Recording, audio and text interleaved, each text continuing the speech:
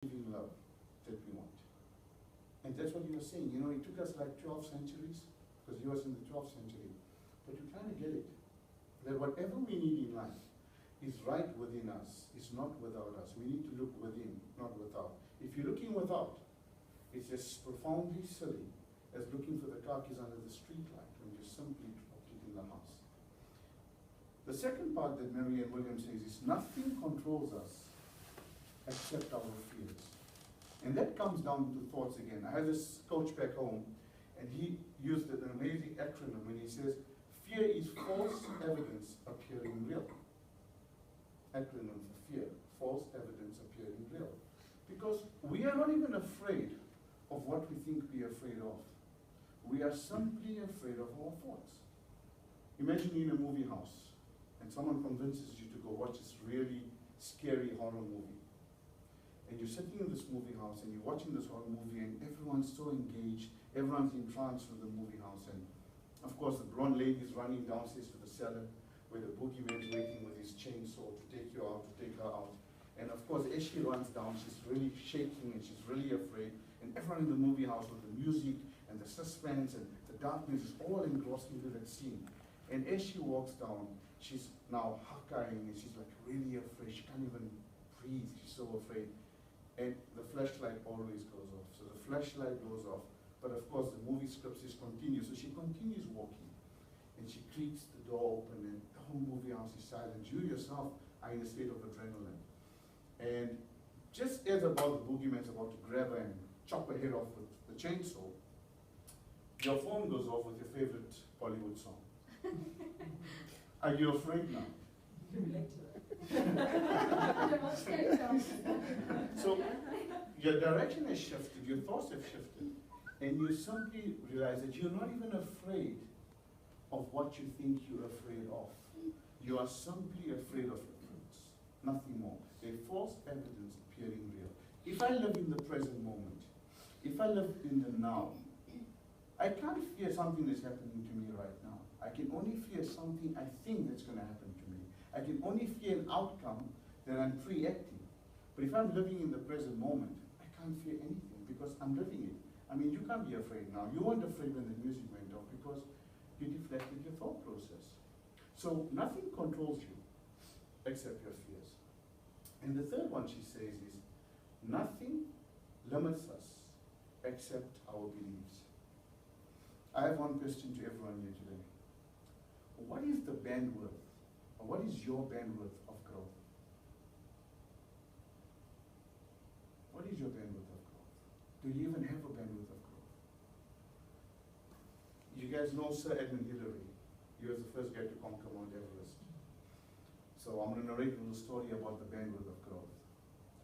In having failed many times to conquer Mount Everest, one day, in one of those failures, Sir Edmund Hillary, standing in front of a portrait of Mount Everest, looked at Mount Everest in the portrait and looked and said to Mount Everest, the more you reject me, Mount Everest, the more I am determined to conquer you, climb you, and stand on top of you, said Sir Edmund Hillary to this portrait of Mount Everest.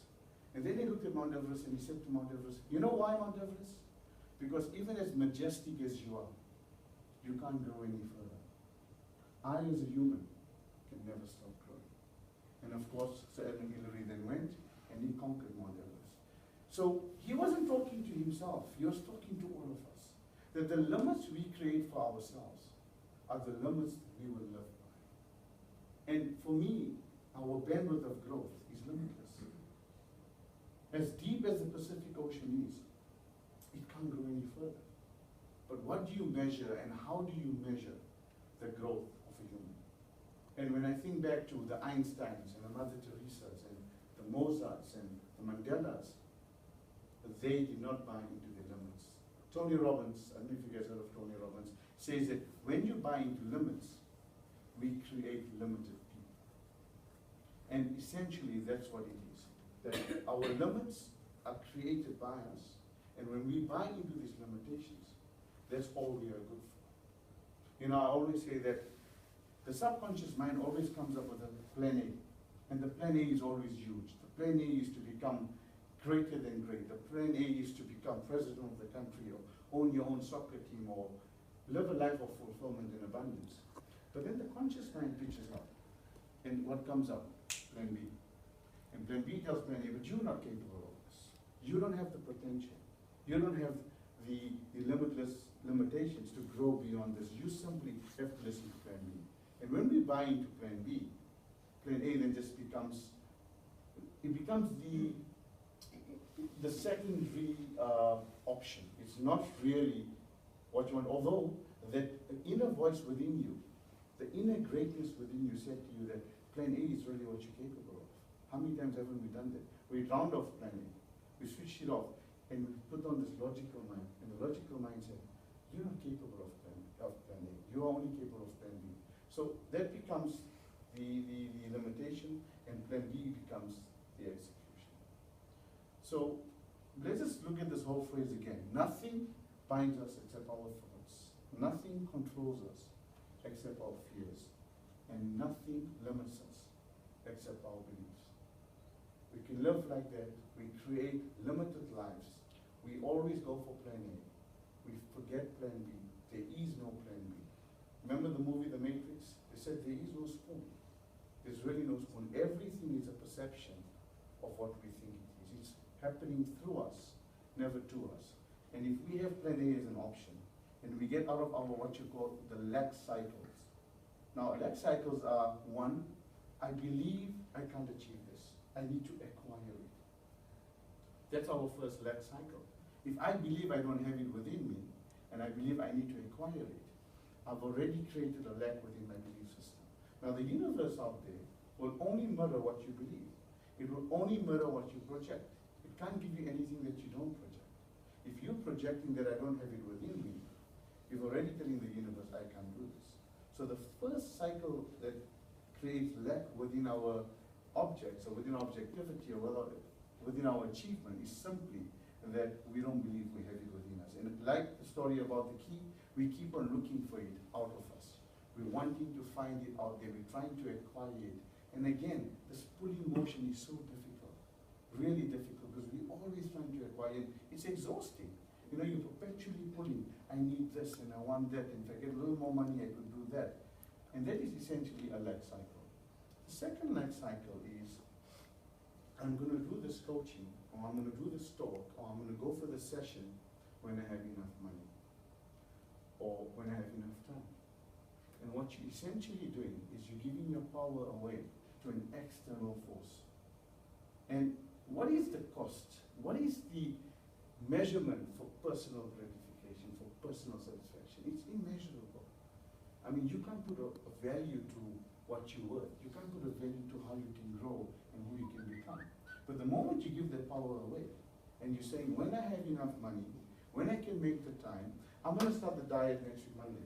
Let Christmas finish off, let Eid finish off, and then I'm going to start my diet. You've given your power away to an external force, because you know that Monday ain't coming. So the willpower kind of gets eliminated. And of course, the third lack cycle is again Plan B. You have Plan A, which has got all of this greatness within you. But what you choose, I want to do Plan B. So we're going to get rid of these lack cycles before we decide to get what we want to achieve. And that is essentially how we communicate the conscious mind to the subconscious mind. And I'm going to teach you a little trick, and that's called pre-action. So how many times have we pre-acted, which is, you know, we thought about something in the future. For example, if you're having a confrontation with one of your employees or your boss or your kids about an issue that you're having, how many times in our life do we pre-act that in a negative? We know that the outcome's going to be negative, we're not going to be happy. Apparently, scientifically, 98% of the time we pre-acted in the negative. So from today, you're going to become mindful and start to pre-act positive outcomes. You visualize this outcome. You create a success meter of what you expect from this outcome. You create an emotional template of what you want from this outcome. And you simply post that into the future. And you don't have to believe what I say. Try it, and you will experience the magic. So from today, you're going to pre-act what you want. Post this emotional expectation into the future. And always pre-act an outcome in the positive. and you will receive that result. I've done coaching, I've had many clients, from writing examinations to business strategies to relationship issues. And all we've done is we've visualized positive outcomes. I've sat with couples in therapy and we've visualized positive pre-action. And the subconscious mind, who always thinks in pictures and patterns and images, just simply pre-acts and gives you back, reflects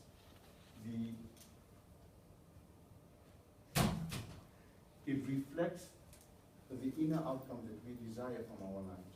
Because remember, the subconscious mind cannot see anything else. It can't understand a don't command. It can't understand a negative command. Like, remember going to the supermarket and you'll tell hubby or wife, don't forget the bread. They'll remember everything.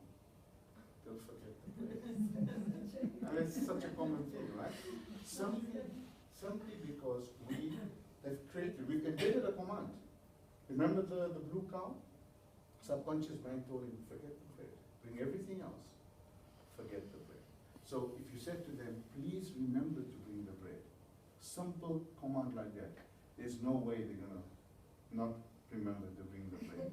And essentially that's all it is when we start speaking a language that the subconscious mind can understand, when we communicate effectively, and when we have visual outcomes of really what we want in our lives, we simply are going to get all the results we want.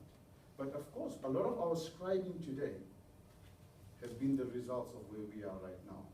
So we need to kind of change that scribing. We need to kind of re-scribe how we communicate.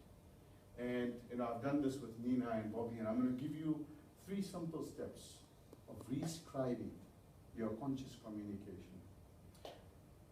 An acorn falls out of an oak tree. It lays in the ground.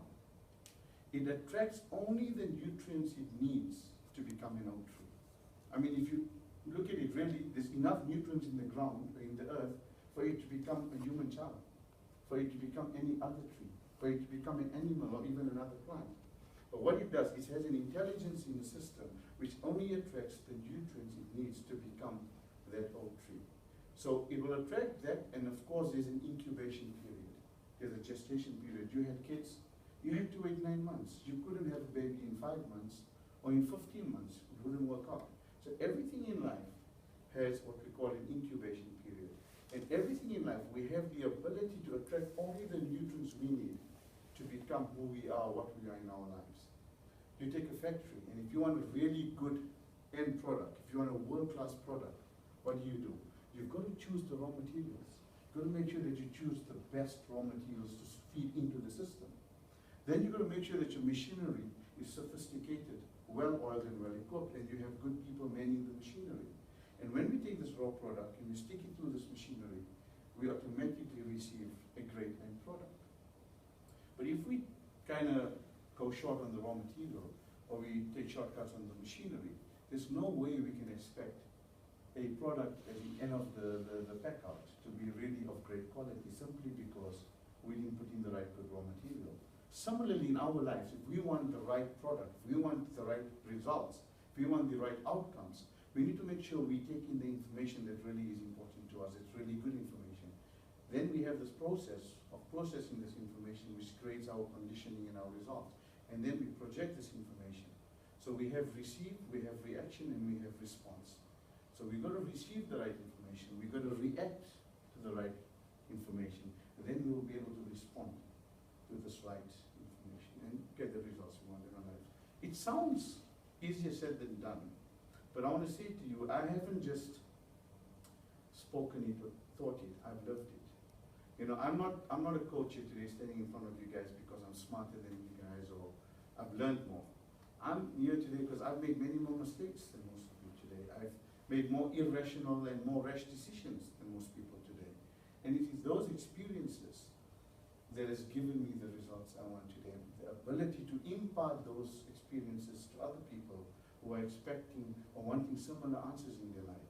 And I can impart that. Now, at the time when these things were happening to me, I felt that the world was conspiring against me. I felt my God was conspiring against me. And I was suicidal. Until I heard someone say to me one day, when you start to change the way you look at things, the things that you look at will start to change. And I started simply just observing them.